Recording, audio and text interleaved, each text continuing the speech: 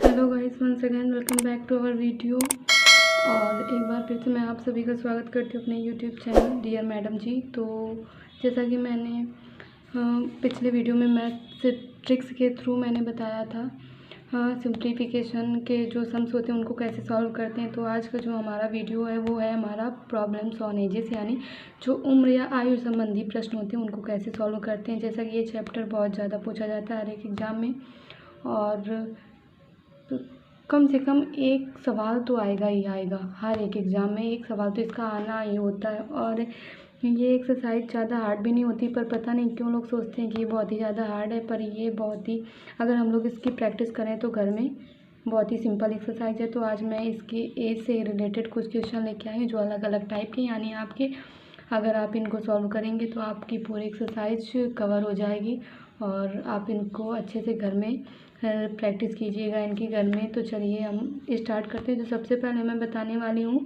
Problems on edges, तो मैं इनकी दो बातें बताऊँगी जो कि हर एक मतलब हर एक सवाल में ये बात, दोनों बातों का ध्यान देना चाहिए।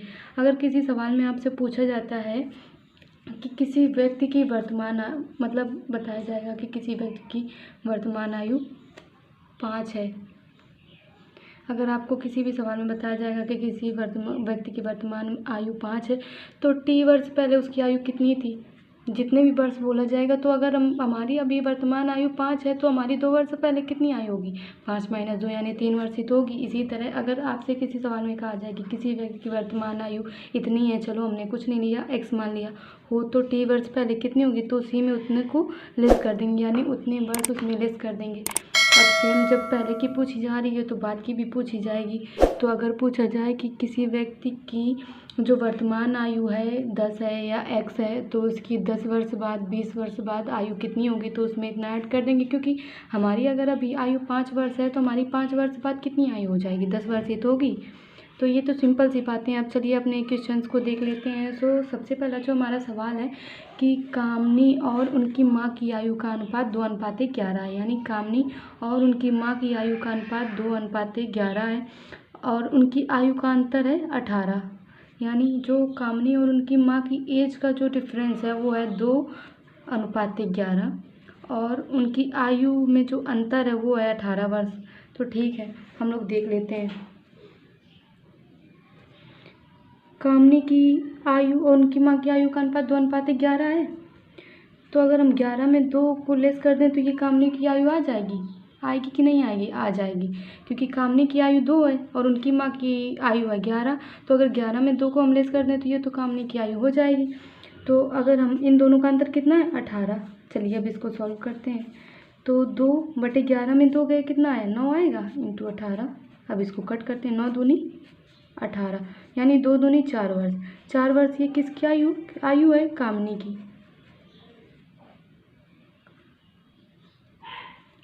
जब कामनी की आयु है हमारी 4 वर्ष, तो उनकी माँ की आयु कितनी निकलेगी, ऐसे माँ की निकाल लेते हैं। क्योंकि उन दोनों की आयु का अंतर 18 है, तो कामनी की माँ की कितनी हो जाएगी, मदर की कितनी हो जाएगी, 4 ये है, 18 अंतर है, अंतर को ऐड कर देंगे, कितना आ जाएगा, 18 4 22। ये आ गई कामनी की माँ की। अब पूछा गया कि 6 वर्ष बाद उनकी आयु का अनुपात कितना होगा। कामनी की 4 है, जब 4 को 6 वर्ष में जोड़ेंगे कितना हो जाएगा, 10 वर्ष हो जाएगी कामनी की, और उनकी माँ की कितनी हो जाएगी, 22 में 6 जोड़ेंगे कितना हो जाएगा, 22 में 6 जोड़ेंगे कितना हो जाएगा, 28 हो जाएगा। 10:28 आया। अब इनको कट कर देते हैं, ये है कामनी की, ये है इनकी माँ की। तो 2 पंचे 10, 2 एक कम 2, 2 चौके 8, यानी 5:14। 6 वर्ष बाद उनकी आयु का अनुपात कितना हो जाएगा, 5:14। ये देखिए आंसर आ गया। कितना सिंपल सवाल था, बस हम लोग ऐसे ही हार्ड इनको सोच लेते हैं। हम अपने आते हैं नेक्स्ट क्वेश्चन पे। तो सबसे पहले पूछते हैं कि रमेश अपने पुत्र से 4 गुना है। रमेश अपने पुत्र से 4 गुना बड़ा है। चलिए स्टार्टिंग से ही सबसे पहले अगर कोई भी हम लोगों को टफ लगे क्वेश्चन तो उसको हम लोगों को अच्छे से पढ़ना चाहिए, कम से कम 1 या 2 बार अच्छे से उसको पढ़ना चाहिए। क्योंकि जो सवाल होता है ना वो पढ़ने से या आधे से ज़्यादा सॉल्व हो जाता है अगर अच्छे से पढ़ा जाए। तो रमेश अपने पुत्र से कितने गुना बना है, 4। तो रमेश की आयु कितनी हो जाएगी और उसके पुत्र की, सन की। तो अगर सन की आयु होगी x तो रमेश की कितनी हो जाएगी, 4x हो जाएगी। अब देखते हैं 5 वर्ष के बाद उनकी आयु का योग इतना है। अब 5 वर्ष के बाद रमेश की आयु कितनी हो जाएगी 4x + 5 और उनके पुत्र की कितनी हो जाएगी x + 5 हो जाएगी ना। ये निकली हमारी रमेश की, ये निकली उनके सन की। 5 वर्ष बाद उनकी आयु का योग है 55। 5 वर्ष बाद निकाला आयु का योग, यानी बीच में हमने ऐड कर दिया, कितना निकला 55। अब यहाँ से हम सॉल्व कर लेते हैं तो कितना आ जाएगा 4x + 5 और x + 5, तो 4x + 5 + x + 5 = 55। 4x + x कितना हो जाएगा 5x और 5 + 5 कितना हो जाएगा 10। इसको उधर ले चलते हैं 55 - 10 तो आ जाएगा 5x = 45। कट कर देंगे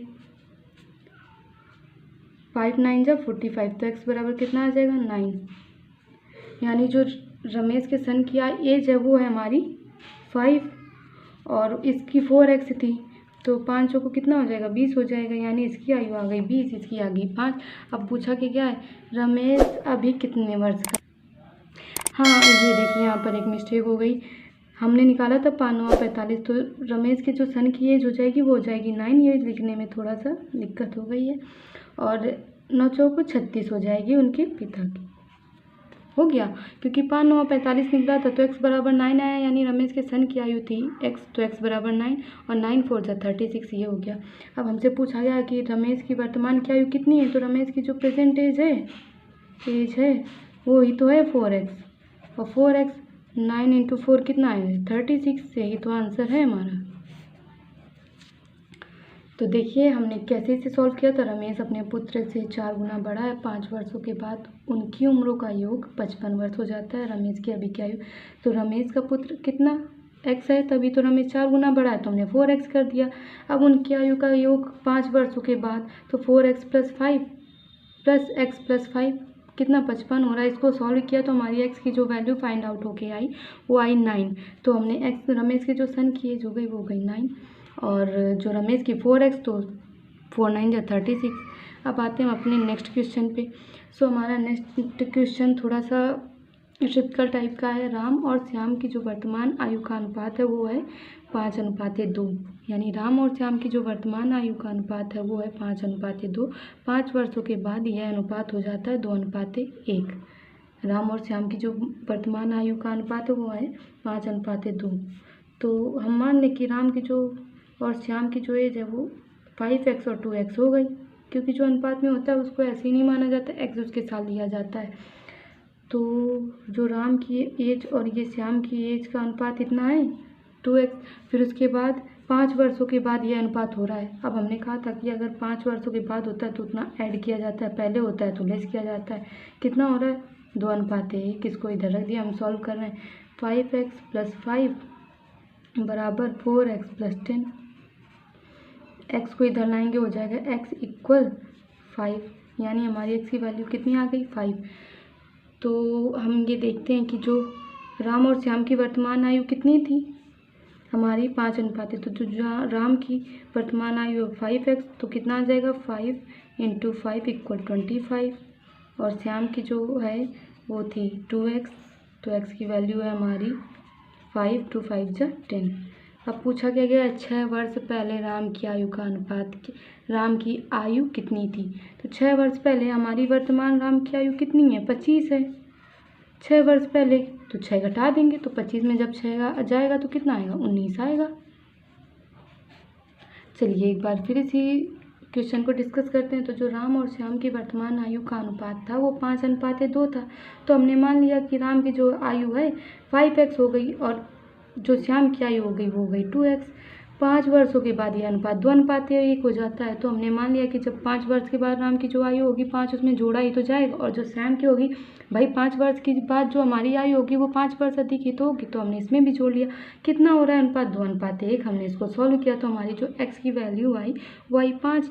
तो हमने उससे राम की आयु निकाली, जैसा कि राम की आयु थी पहले 5x, तो 5 और x की वैल्यू थी 5, तो हमने 25 निकाली। अब उसके सन की आयु 2x और 2 और हमने x रखा 5, तो 2 5 जा 10 हो गया। अब हमसे पूछा गया कि जो राम की 25 वर्ष की पहले की आयु थी तो क्या थी, तो हमने देखा कि जो राम की वर्तमान आयु निकली वो तो निकली 25 वर्ष।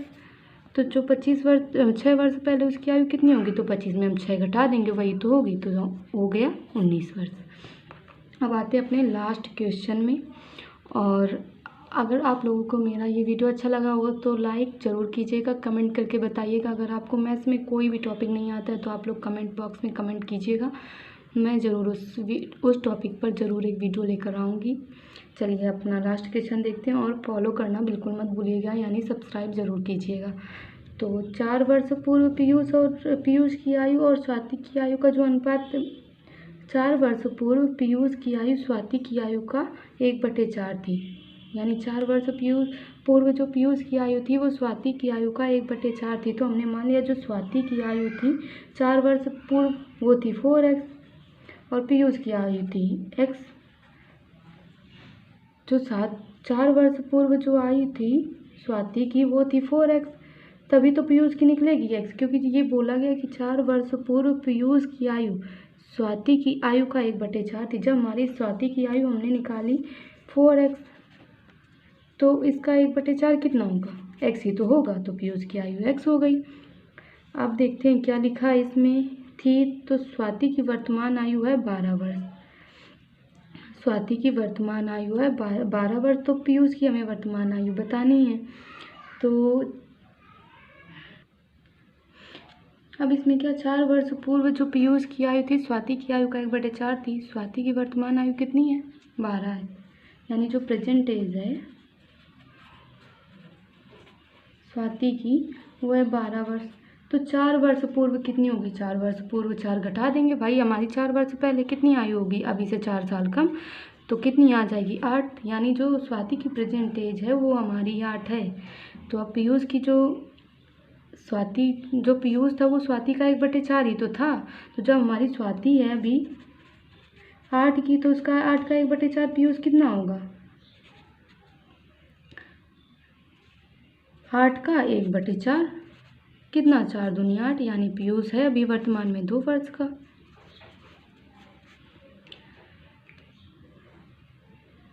चार वर्ष पूर्व पीयूष की आयु स्वाति की आयु का 1/4 थी, यानी स्वाति की आयु अगर 4x थी तो पीयूष की है x, और स्वाति की वर्तमान आयु 12 साल है। अगर स्वाति की वर्तमान आयु 12 साल है तो 4 वर्ष पहले कितनी होगी, 12 - 4 8 हो जाएगी। तो अब हमें पीयूष का बताना है, तो पीयूष स्वाति की आयु का कितना है, 1/4 ही तो है, ये बताया गया 1/4 है। तो हमने स्वाति की आयु थी 8 का 1/4 निकाल लिया, तो 4 दूनी 8 2 वर्ष आया। तो गाइज़ अगर आप लोगों को मेरा वीडियो अच्छा लगा हो तो ज़रूर लाइक कमेंट शेयर सब्सक्राइब कीजिएगा, और ऐसे ही हमारा सपोर्ट करते रहिए। तब तक के लिए हमारा वीडियो देखने के लिए धन्यवाद। मिलते हैं मेरे नए वीडियो में, तब तक के लिए नमस्कार।